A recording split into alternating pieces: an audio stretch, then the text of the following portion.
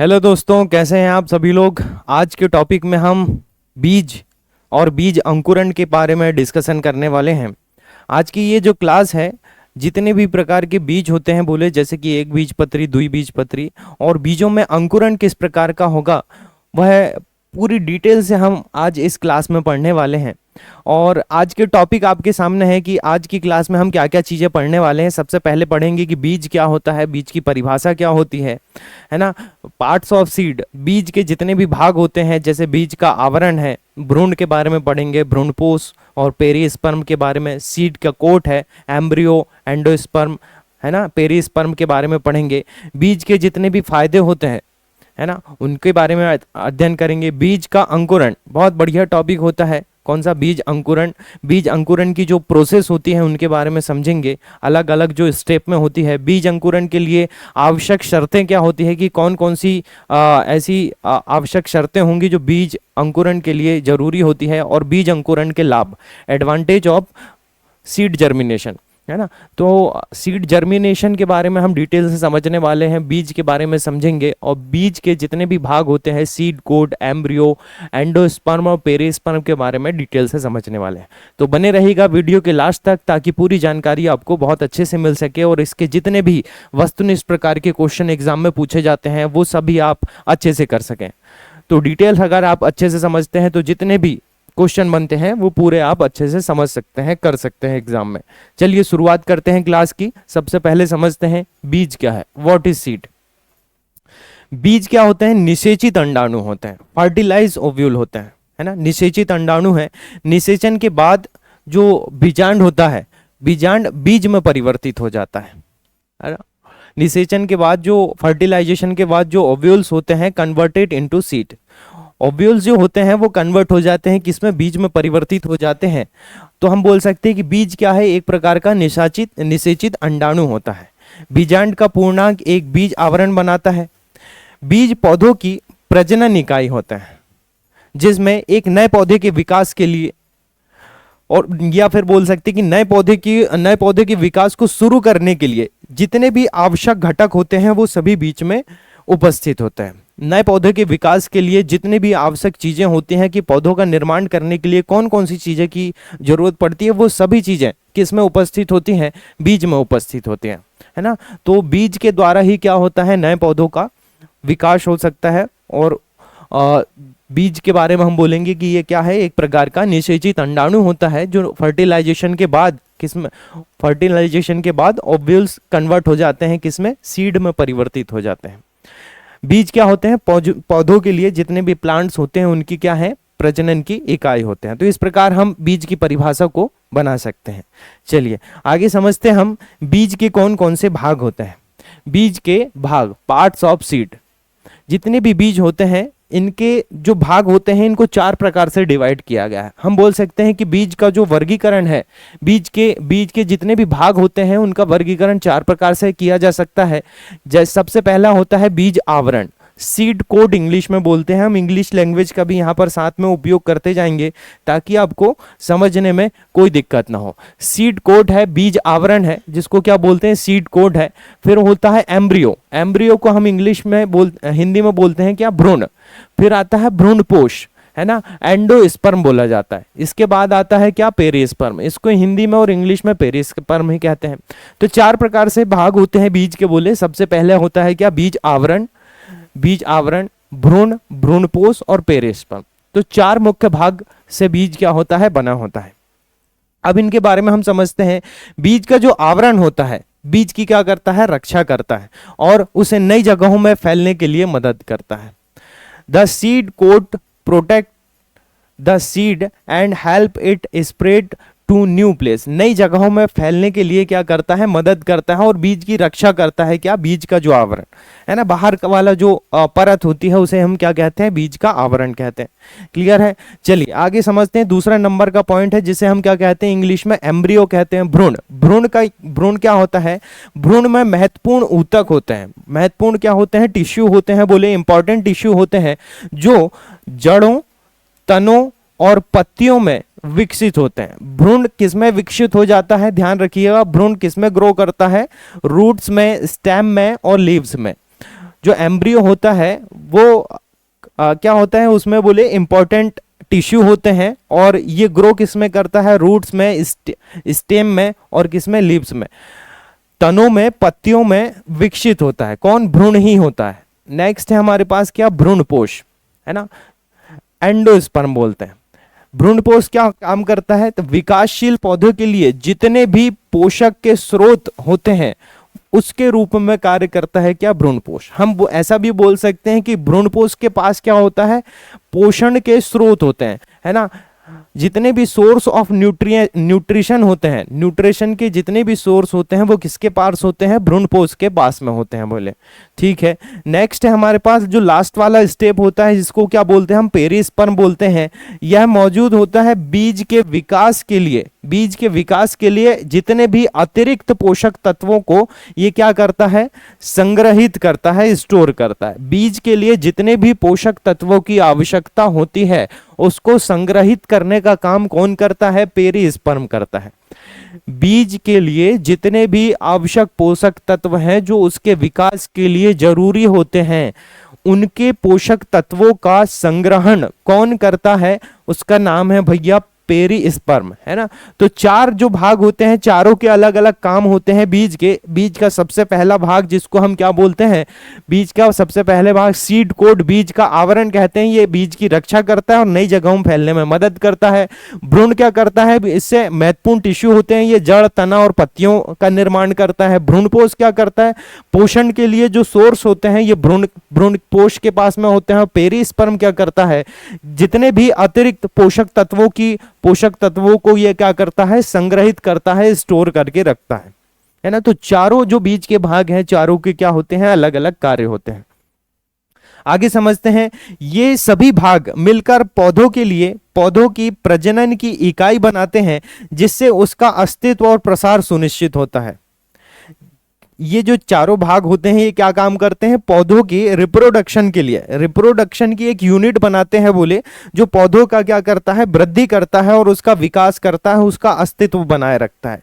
देखिए आप हमारे सामने दो चित्र दिखाई दे रहे हैं आपको, ये बीज के चित्र हैं, है ना। ये कॉर्न का है और ये बीन का है हमारे पास। तो किस प्रकार से पौधों में वृद्धि और विकास होती है उसको हम डिटेल से समझते हैं। सबसे पहले हम इन चारों भागों के बारे में डिटेल से थोड़ा सा समझ लेते हैं कि ये जो चारों भाग होते हैं ये किस प्रकार से काम करते हैं। सबसे पहला भाग है हमारे पास बीज आवरण, है ना। बीज आवरण बोलते हैं या सीड कोट बोलते हैं। ये सीड कोट क्या होता है भैया, इसके बारे में डिटेल से समझते हैं। बीज आवरण अभी हमने थोड़ी देर पहले पढ़ा, बीज को क्या करता है, सुरक्षा प्रदान करता है, क्लियर है, और बीजों का फैलाव में मदद करता है। बीज का आवरण दो परतों से बना होता है। जो बीज का आवरण है ये भी दो परतों से बना होता है, बाहरी टेस्टा और आंतरिक टैगमेन बोलते हैं। बीज का जो आवरण है, जो कोटिंग है बोले बीज की, ये भी क्या होती है, दो प्रकार से बनी होती है, दो परतों से बनी होती है।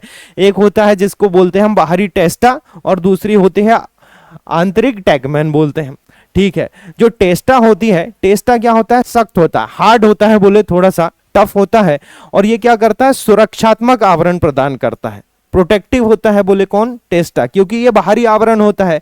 यह यांत्रिक क्षति और रोगजनकों के प्रवेश को रोकता है।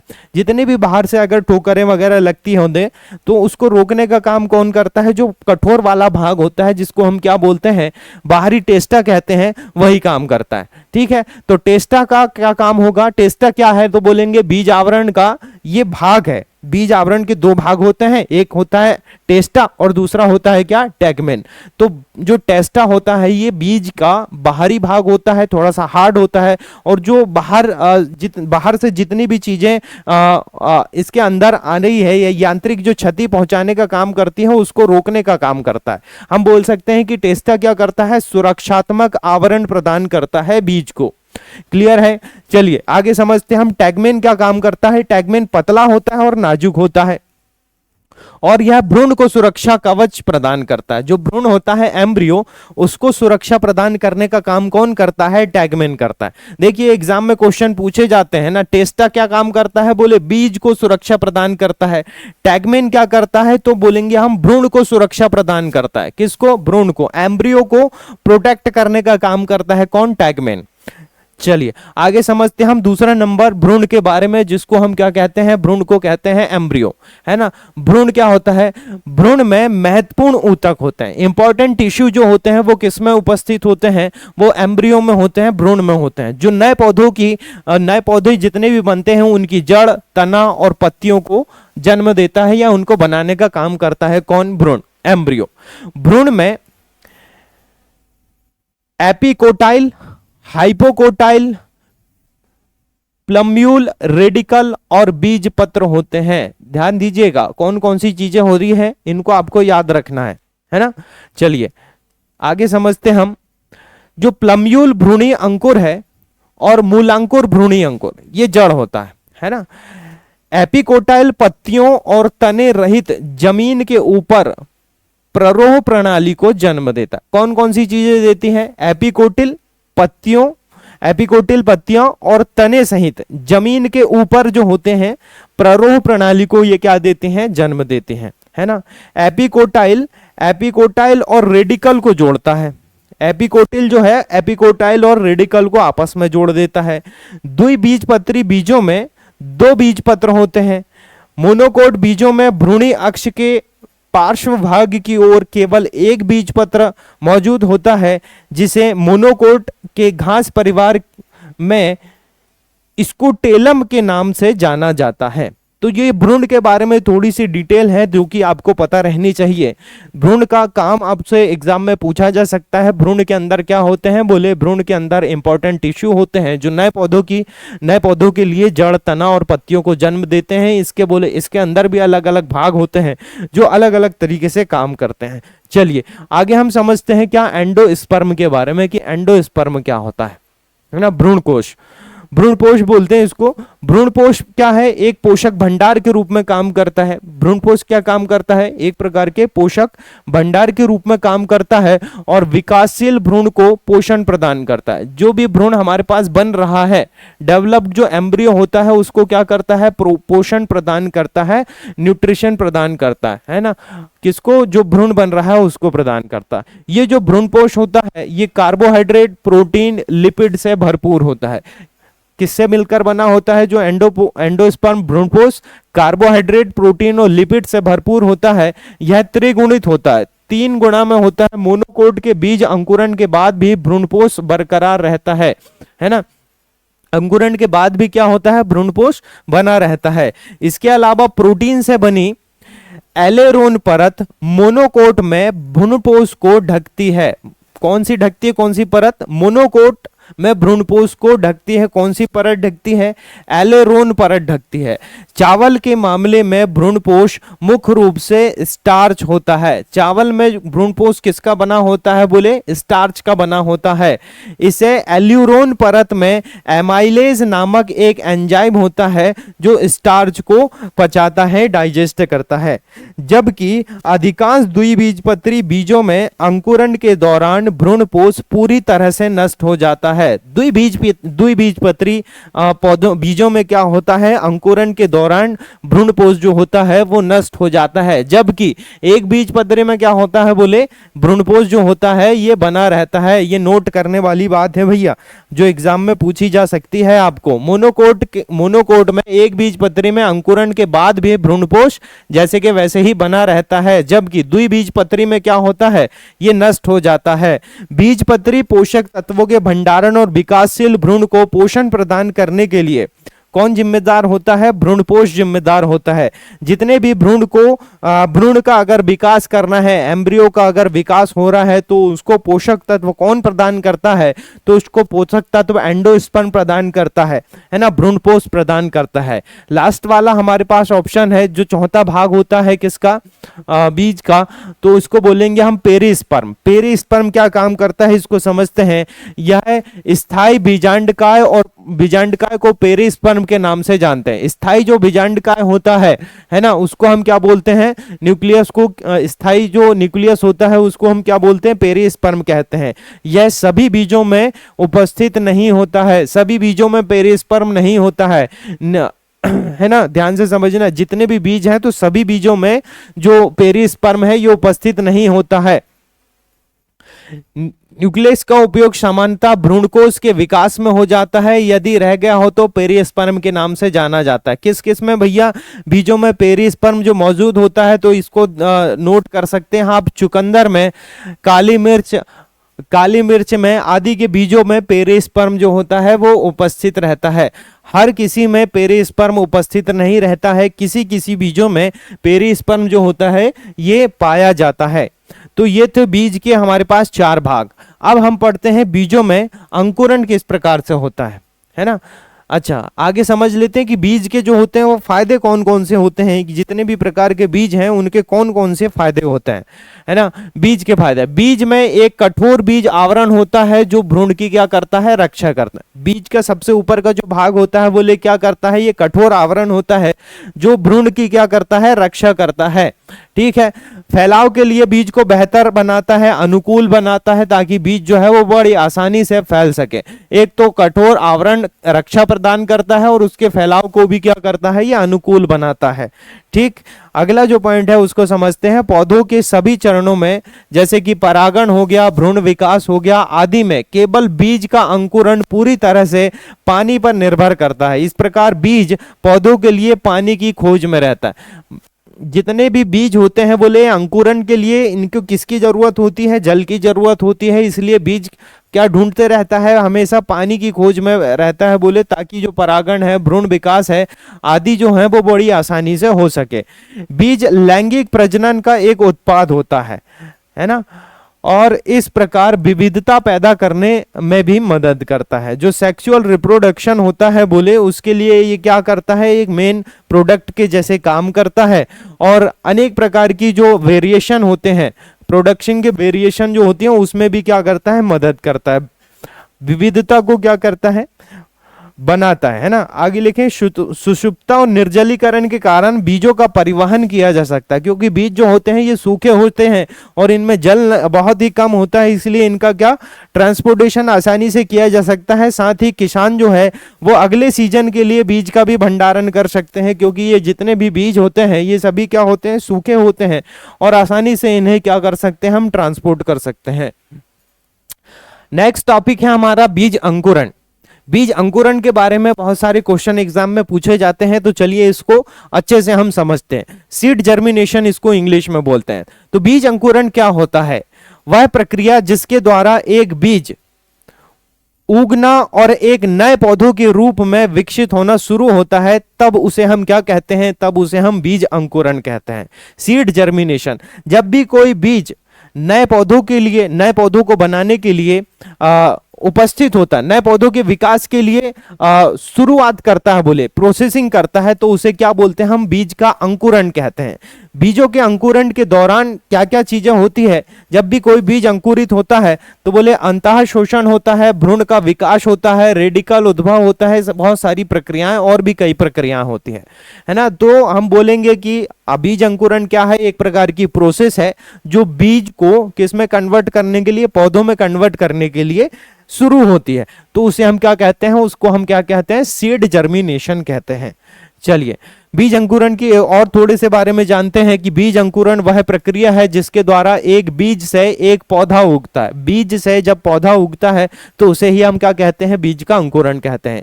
एक बीज से नए पौधे के अंकुरण पौधों की वृद्धि और विकास के लिए प्रारंभिक चरण होता है। जब भी पौधों की वृद्धि और विकास होगी तो क्या होगा, सबसे पहले होगा भैया बीज अंकुरण। जैसी ही पत्तियां दिखाई देती हैं तो पौधा जो होता है वो प्रकाश संश्लेषण के माध्यम से अपना भोजन स्वयं बनाना शुरू कर देता है और मिट्टी से पोषक तत्व लेने के लिए जड़ प्रणाली भी बना देता है। पानी, तापमान, प्रकाश, ऑक्सीजन और अन्य पर्यावरणीय तत्व सभी अंकुरण की जटिल प्रक्रिया में महत्वपूर्ण भूमिका निभाते हैं। यह पौधों के विकास और प्रजनन चक्र में एक महत्वपूर्ण चक्र होता है। अंकुरण कब होगा भैया, अंकुरण जब होगा जब नए पौधे का निर्माण होना है है ना। और अंकुरण होगा तो क्या होगा, नए पौधे का विकास होगा, और साथ में जो पौधा होगा ये जैसे ही जमीन से ऊपर आएगा, बोले अंकुरण के बाद, तो जो पौधों की पत्तियां बनेगी ये प्रकाश संश्लेषण के द्वारा अपना भोजन तैयार करेंगी, और जो जड़ जड़ बनती है वो जड़ भी क्या होती है, मिट्टी से नए पोषक तत्वों को ग्रहण करती है, जिससे पौधों की वृद्धि और विकास आसानी से हो सके। तो पौधों के विकास के लिए और रिप्रोडक्शन के लिए, प्रजनन के लिए जो क्या होता है, अंकुरण बहुत ही जरूरी है बोले। ठीक है, तो अंकुरण के बारे में हम समझ गए, जिससे बीज जो होता है वो एक नए पौधे में विकास के लिए तैयार होता है। तब क्या होता है, बीज का अंकुरण होता है, जर्मिनेशन होता है। चलिए आगे समझते हैं हम बीज अंकुरण। देखिए आपके सामने एक चित्र दिखाई दे रहा है बीज अंकुरण का, जिसमें आप समझ सकते हैं कि बीज किस प्रकार से अंकुरित होता है करके। सबसे पहले हमारे पास यहाँ पर एक बीज है। बीज क्या होता है, धीरे से इसमें जड़ वाली प्रणाली चालू होती है। जड़ प्रणाली के बाद क्या होता है, बीज ऊपर आता है, और उसके बाद क्या होता है, इसमें पत्तियां आना शुरू होती हैं, और यही पत्तियां फिर क्या करती है, बीज को पोषक तत्व प्रदान करती है प्रकाश संश्लेषण के द्वारा, है ना। रूट है, यहाँ पर हमारे पास सीड का कोट है। देखिए ये बीज का आवरण है, जो बीज का आवरण दिखाई दे रहा है, ये कुछ रेडिकल है हमारे पास, है ना। ये रूट बन रही है, ये लीफ बन रही है इसमें, है ना। तो बीज का अंकुरण जो है वो इस प्रकार से धीरे धीरे होता है, जो क्या करता है, बीज को पौधों में कन्वर्ट करता है। चलिए आगे समझते हम बीज के अंकुरण की प्रक्रिया, जो प्रोसेस होती है, जर्मिनेशन की प्रोसेस होती है, वो कौन कौन से चरण होते हैं, उसमें कौन कौन से स्टेप होते हैं, उसको समझते हैं। बीज अंकुरण की प्रक्रिया में अलग अलग चरण होते हैं। सबसे पहला जो चरण आता है इसमें अंतः शोषण, क्या बोलते हैं, इम्बिबिशन, है ना, अंतः शोषण। बीज द्वारा जब जल को अवशोषण किया जाता है तब उसे हम क्या कहते हैं, अंतः शोषण कहते हैं। बीज द्वारा जल अवशोषण को अंतः शोषण के रूप में भी जाना जाता है। बीज अगर अंकुरित होता है तो सबसे पहले क्या उसको चाहिए, जल चाहिए। जब जल को वो अवशोषित करता है तब क्या होता है, अंतः शोषण कहता है। बीज को जब जल की आवश्यकता होती है, जब जल को अवशोषित कर लेता है तो उसे ही क्या कहते हैं, हम अंतः शोषण कहते हैं। जो बीज के अंकुरण की सबसे पहली स्टेप होती है वो क्या होती है, अंतः शोषण।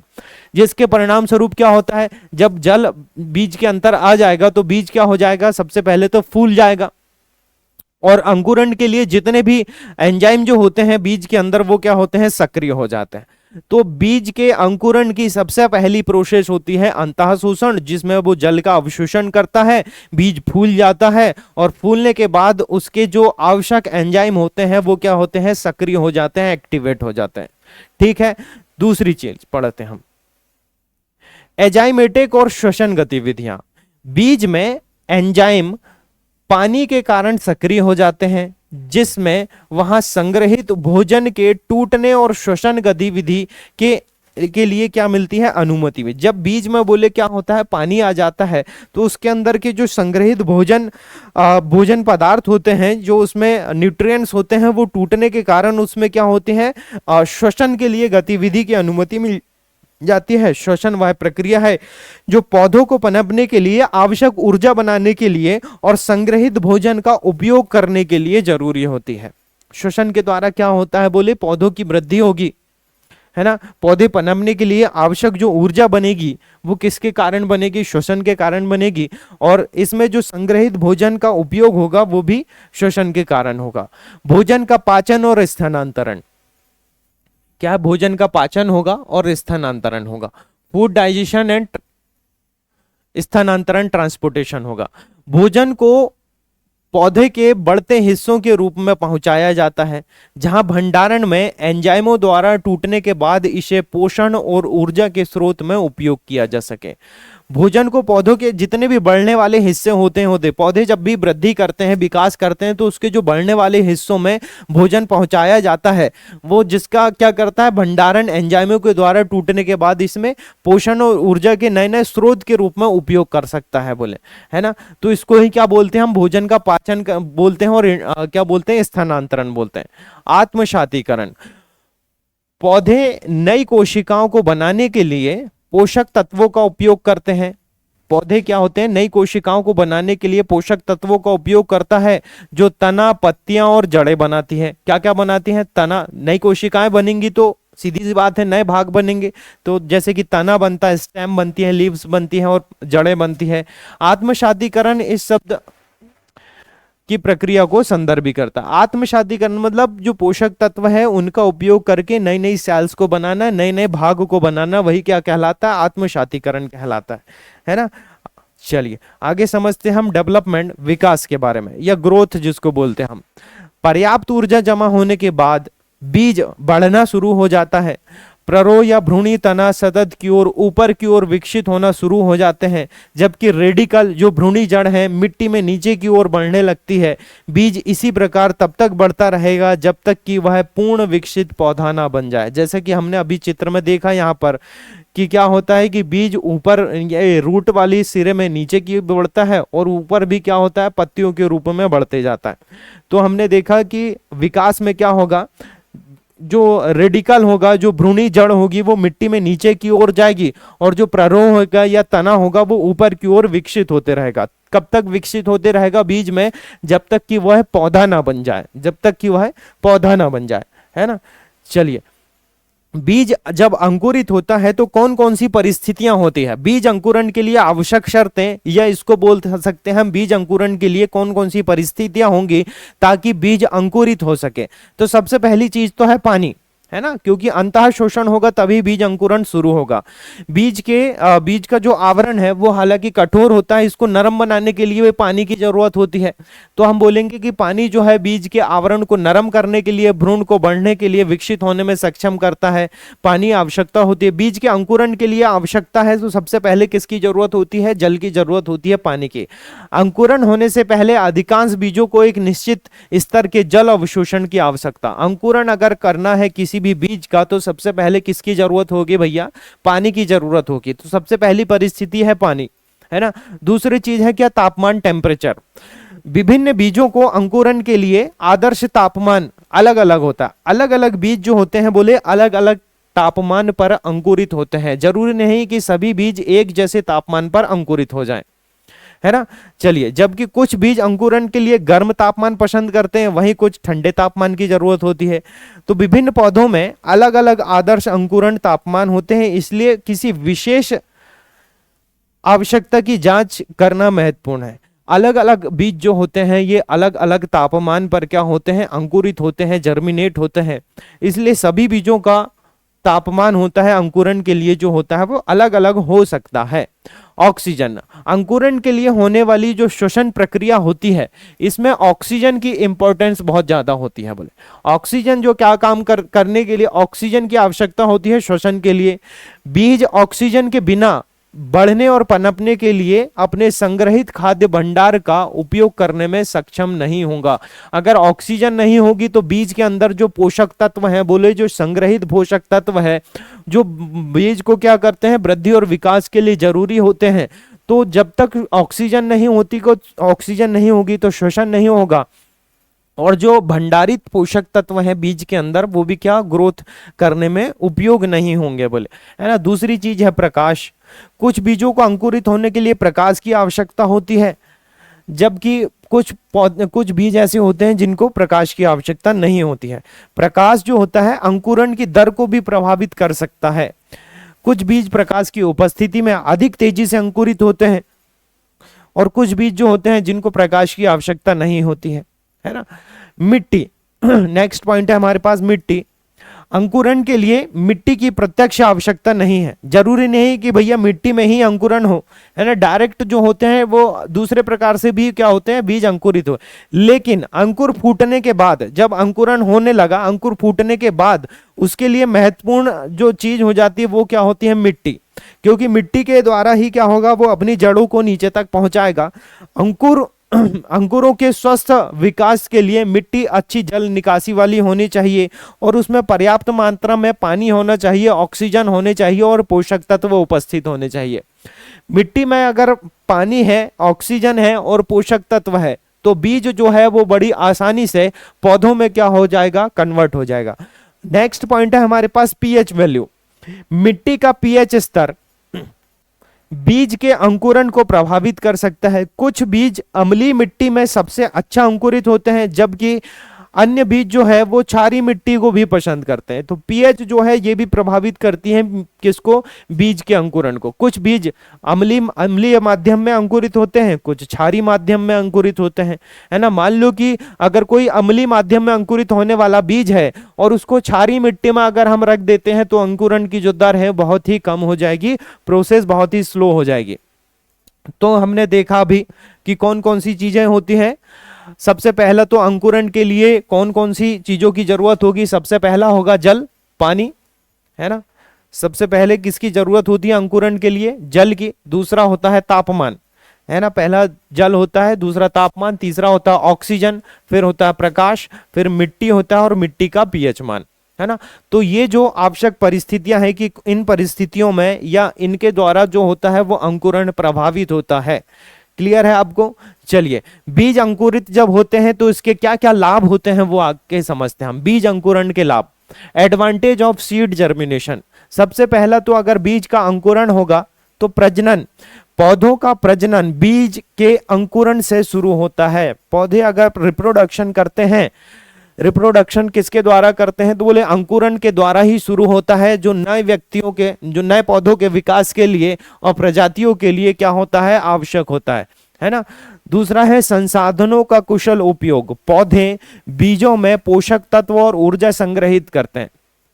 पौधे जो करते हैं वो किसमें स्टोर करते हैं अपना भोजन, बीजों के द्वारा, बीजों में ही क्या करते हैं, स्टोर करते हैं बोले, जिसका उपयोग ये अंकुरण और शीघ्र विकास के लिए करते हैं।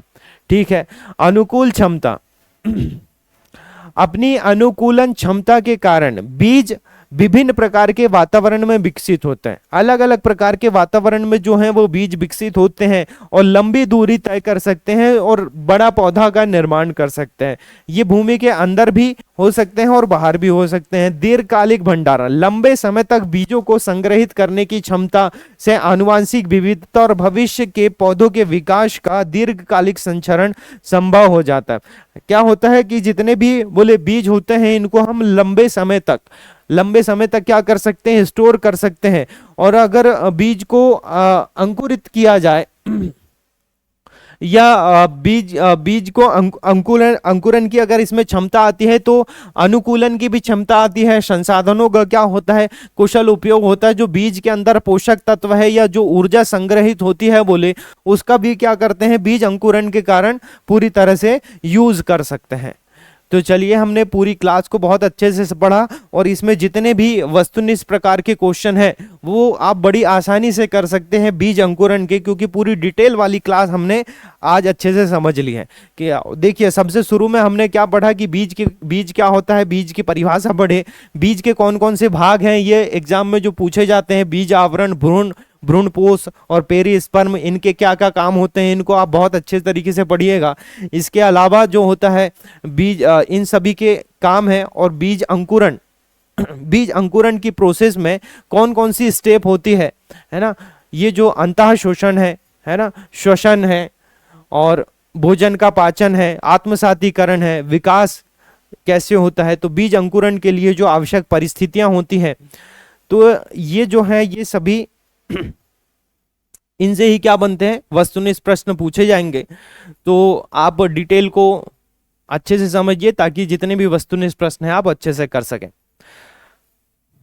तो मिलते हैं हमारी नेक्स्ट क्लास में। जय हिंद, जय भारत।